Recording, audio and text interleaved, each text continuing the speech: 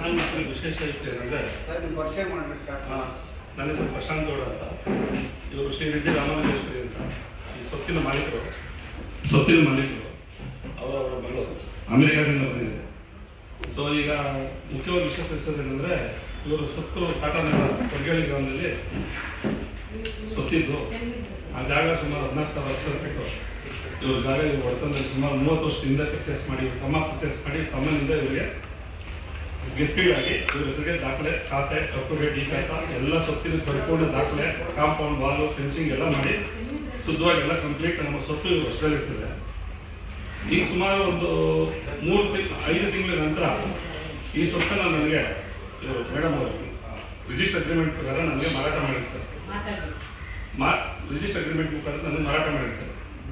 ಈ ಮಾರಾಟ ಮಾಡಿರೋ ಸ್ವತ್ತನ್ನು ನಾವು 5-6 ತಿಂಗಳ ಮುಂದೆ ನಾವು ಕಾಂಪೌಂಡ್ ವಾಲು ಮತ್ತು ಎಲ್ಲ ಕಾಂಪೌಂಡ್ ಕ್ಲೀನ್ ಮಾಡಿಸಿ ಎಲ್ಲ ಜಾಗವನ್ನು ರೆಡಿ ಮಾಡಿ ಕಂಪ್ಲೀಟ್ ನಾವು ಒಂದು ಆಫೀಸ್ ರೂಮ್ ಕಟ್ಟಿ ನಾವೆಲ್ಲ ರೆಡಿ ಮಾಡಿದ್ಮೇಲೆ ಏನಾಗ್ತದೆ, ಈ ಆರ್ ಅಶೋಕ್ ರಾಜ್ಯ ವಿರೋಧ ಪಕ್ಷದ ನಾಯಕರಾದಂಥ ರಾಜ್ಯ ವಿರೋಧ ಪಕ್ಷದ ನಾಯಕರು ಆರ್ ಅಶೋಕ್ ಅವ್ರ ಕುಟುಂಬದವರು ನಮ್ಮ ಮೇಲೆ ಒಂದು ದಾವೆ ಹೊಡ್ತಾರೆ.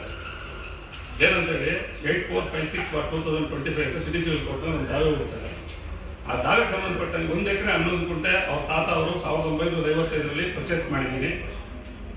ಅದರಲ್ಲಿ 25 ಗುಂಟೆ ನಾನು ಅಕ್ಕಯ್ಯಮ್ಮನವ್ರಿಗೆ ಮಾಡಿದ್ದೀನಿ 1959ರಲ್ಲಿ. ಇನ್ನು 25 ಗುಂಟೆ ಈ ಏನು ನಮ್ಮ ರಾಮಾನುಜೇಶ್ವರಿ ಮೇಡಮ್ ಅವ್ರ ಸ್ವತ್ತಿದೆ ಆ ಸ್ವತ್ತಿನಲ್ಲಿ ನನಗೆ ಆಸ್ತಿಲಿ ಬರಬೇಕು ಅಂತೇಳಿ ಕೇಸ್ ಹಾಕ್ತಾರೆ. ನಾವೇನು ಹೇಳ್ತೀವಿ, ನಮ್ಗೆ 70 ವರ್ಷದಿಂದ ಅವ್ರ ಹತ್ರ ಯಾವುದೇ ರೆವಿನ್ಯೂ ರೆಕಾರ್ಡ್ಸು, ಯಾವುದೇ ಸಿಂಗಲ್ ಡಾಕ್ಯುಮೆಂಟು ಏನು ಇದುವರೆಗೂ ಯಾವುದೋ ಒಂದು EC ಇಲ್ಲ, ಒಂದು ಏನಂದ್ರೆ ಏನೂ ಇಲ್ಲ, ಸಿಂಗಲ್ ಡಾಕ್ಯುಮೆಂಟು ಕೂಡ ಇದುವರೆಗೂ ಏನೂ ಇಲ್ಲ. ಅವರ ಹೆಸರಿನಲ್ಲಿ ಯಾವುದೇ ದಾಖಲೆಗಳಿಲ್ಲ. ಸಿಟಿ ಸಿವಿಲ್ ಕೋರ್ಟ್ನಲ್ಲಿ ಒಂದು ಸುಳ್ಳು ದಾವೆ ಕೊಡ್ತಾರೆ. ಸುಳ್ಳು ದಾವೆ ಅಂದರೆ ಏನು ದಾಖಲೆ ಇಲ್ಲ, 25 ಗುಂಟೆ ಇದೆ ಅಂತೇಳಿ ಹಾಕ್ತಾರೆ. ಈ ದಾಖಲೆಗಳನ್ನ ನಾವು ಪರಿಶೀಲನೆ ಮಾಡಿದಾಗ ಆ 25 ಗುಂಟೆಯನ್ನ ನಮ್ಗೆ ಯಾರು ಪ್ರೀವಿಯಸ್ ಮಾಡಿರ್ತಾರಲ್ಲ ಅವ್ರ ಹೆಸರಿಗೆ ಅವ್ರ ತಾತ ಅವತ್ತೇ ಮಾರ್ಬಿಟ್ಟಿದ್ದಾರೆ, 1959ನಲ್ಲೇ ಮಾರ್ಬಿಟ್ಟಿದ್ದಾರೆ. So there is no land in hand. ಅವ್ರ ಹತ್ರ ಒಂದೇ ಒಂದು ಅಡಿ ಜಾಗ ಇಲ್ಲ. ನಾವೇನ್ ಮಾಡ್ತೀವಿ, ಈ ವಿಷಯ ತಗೊಂಡು ಅದು ಗೊತ್ತಾದ್ಮೇಲೆ ಅವ್ರಿಗೆ ಪರಿಪರಿಯಾಗಿ ಮನವಿ ಮಾಡ್ತೀವಿ. ನೋಡಿ, ನೀವು ವಿರೋಧ ಪಕ್ಷದ ರಾಜ್ಯದ ನಾಯಕರಿದ್ದೀರಿ, ನೀವು ಈ ರೀತಿ ಸಮಾಜಕ್ಕೆ ಒಂದು ಒಳ್ಳೆ ಸ್ವಾಸ್ಥ್ಯ ಹೇಳುವಂಥ ಜನ ಆಗಿದ್ದೀರಿ.